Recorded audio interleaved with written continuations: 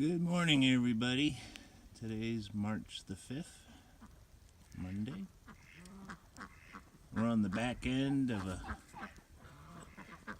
storm front that passed through here yesterday.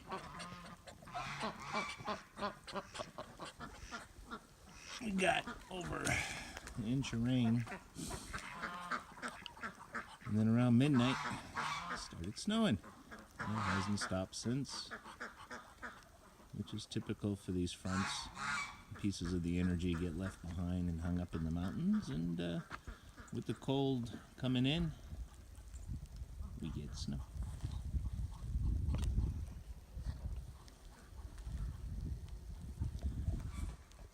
This is the first time it snows in about a month here. We have had a lot of rain. We've taken advantage of the dry periods. We normally get 3 or 4 days in between inches of rain. You can see here, part of Bobby's key garden. We got it filled up with dirt and compost. And it's frozen pretty well this morning.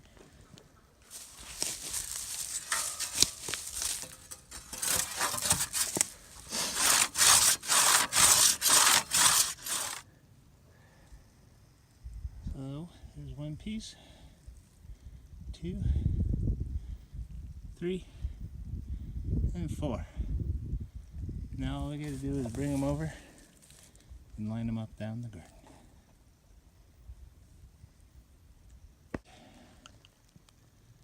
It's going to be my path to go over there where I'll have more garden.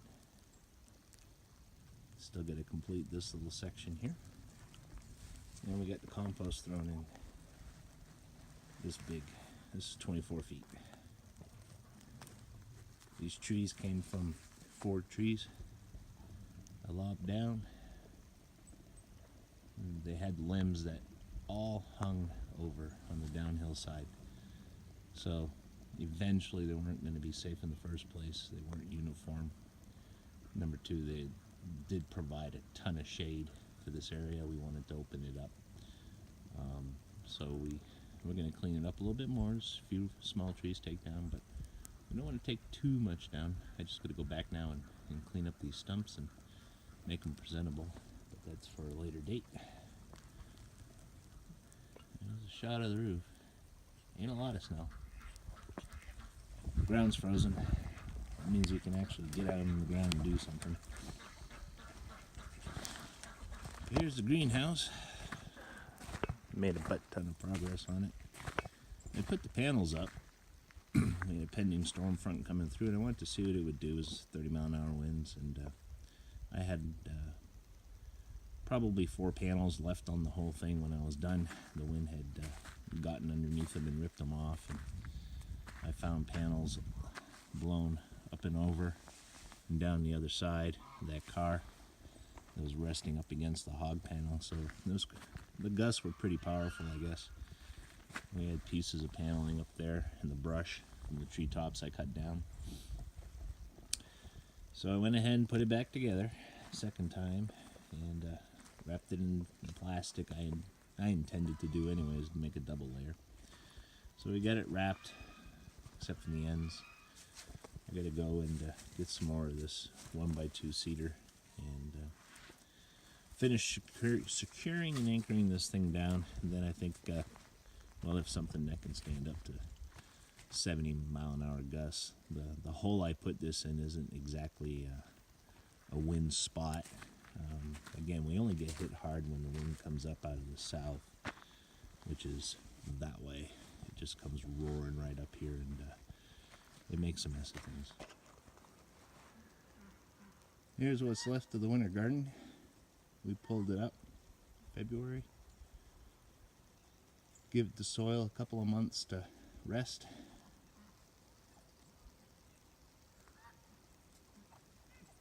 We harvested a butt ton of collards, kale, turnips and turnip greens, rutabagas, cabbage leaves. We never got cabbage heads. Again, we're still working slowly to amend the soil so it'll produce fruit. But yeah, the day we harvested and cleaned this up was up till midnight, blanching greens and freezing them up. We haven't bought greens now since September 2018. Winter Garden supplied us and continues to supply us. And we're probably 4 weeks away. Well, 3 weeks away, 2 weeks away, getting seeds started. Tomatoes, green peppers, we're going to do those in containers this year. And we'll get, just going to wait for these little cold blasts to diminish and go away. Of course, up here, our last frost date is Mother's Day, so we're basing everything around that second Sunday in May.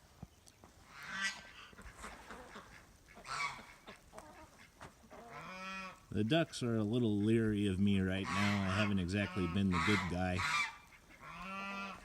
We've been culling through the Pekings and the mallards consisting of the runners and all the others, and putting them in the rabbit cages at night.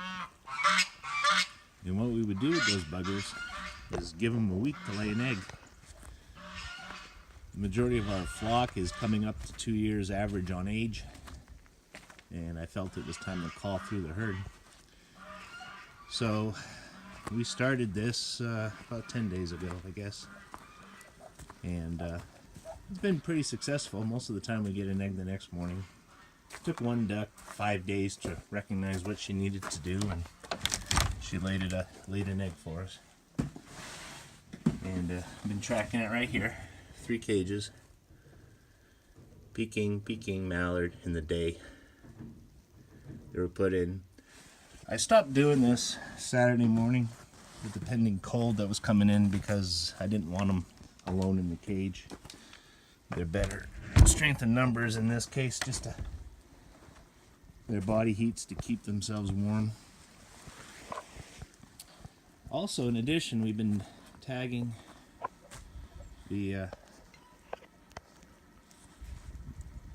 Muscovies here. You see she's got a little green tag. She's my most stubborn hen. She does not like staying in the pen. They've been grouping up. The males have been fighting. I think they're getting ready for the next burst of warm weather, and I'm willing to bet by the end of March, beginning of April, we're going to start seeing some brooding going on. So we've got, maybe 15 of them in 3 different groups banded together, and the others are all going to get called.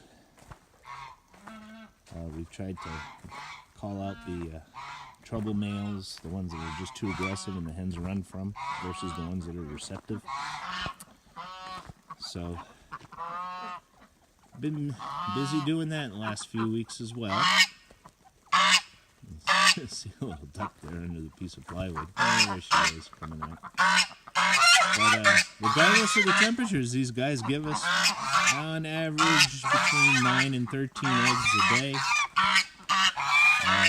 Been very, very fortunate with that. Our fridge is overflowing with eggs, and those are going to church and to friends and family. One thing we're always on the lookout for is to repurpose material. It just keeps the operation costs down to a minimum. You know, just like my incomplete hay barn here. It cost me $60 to build. I just had the larger portions of the timbers cut at the mill, and I paid for those out of pocket. You can even see beneath it there, more tin that we acquired. One person's trash is one person's treasure. These are mineral buckets from a cattle farmer, and I just had them lying around on his farm, and I asked if I could have a couple, and they're multi-purpose. You can do several things with them. Real good example of these right here that are tiered. They have different levels here. You can take a saw and cut that and lightly sand the edge over, and it makes great waterers for the animals. Saves you having to pay. For those rubber bowls, they stand up really good to the cold. Have had them full of rock solid, full of ice, and they break up and clean up a lot easier than those rubber bowls with the textured interiors. Those have a tendency of gathering the bile from the ducks as they regurgitate their food and eat it over and over and over again. I've just been really happy with the results of that decision. And during the course of our Indian summer, I took Indian spring. I took advantage of the t-shirt and short weather, and because of the piglets being born unscheduled, threw this 10 by 20 structure together out of hog panels and some scrap timbers I had lying around. We already had the sheeting plastics and the tarps. We had bought those for backups and emergencies and whatever up here in case we needed them. So I went ahead and built this. It's got a gate here. We're gonna fence this area in. That'll give them about a, I don't know, 12, 14 foot run by 60 feet. And we have sold 2 of the piggies. And you can see sleeping in there, the 2 that we're keeping. And in the hog pen are our 4 little babies. Week number 7, folks. 7 weeks old. Come on, guys. They're not going to move. It's 28 outside.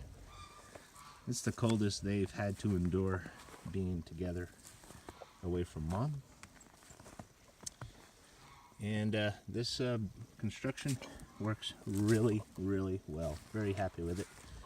It has faced 60-mile-an-hour winds already from the south, and hasn't flinched. I guess just a brief example of what I did. These are 48-inch panels, cattle panels. I bent the top foot in to create this cavity. That angle provides additional lateral support to the roof panels, which are one piece, 16 foot. So when the wind blows and the top's going like this, those help keep it a little more stable, firms it up a little bit. It works wonderful. I was thinking of maybe putting a beam down the top in the center, because I do have to put a center wall in here, but I'll make that choice when I cross that bridge. Hot wired the interior, because eventually mom is going to be in there. When she gets ready to have her next litter, we'll be more prepared. It's made this nice little chute, so all we got to do is get her over that log, which a little bit of food will entice her quite easily. And you can see there, she's right there. So this was our Indian spring project that we were going to do later this year. It's done. You can see we've repurposed feed bags, staple gun, and just staple it up, makes a nice windbreak. And once we get rid of this cold threats, we'll go ahead and we'll tear those off and put up a tarp as a shade barrier over the roof of this, instead of it acting like a greenhouse, because we don't want the piggies to get sunburned. And that'll be that. We'll be good to go.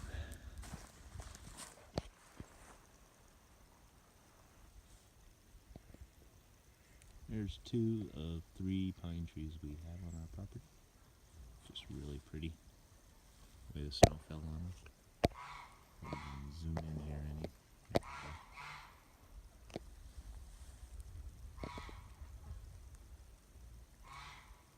And again, our temperature is 28, which is a lot warmer than most. But from what we've learned here in our first winter, is watch the temperature for the small town that's down below.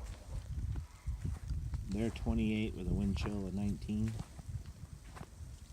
And we got fog fighting the cold air right now up here as nature's battle goes on.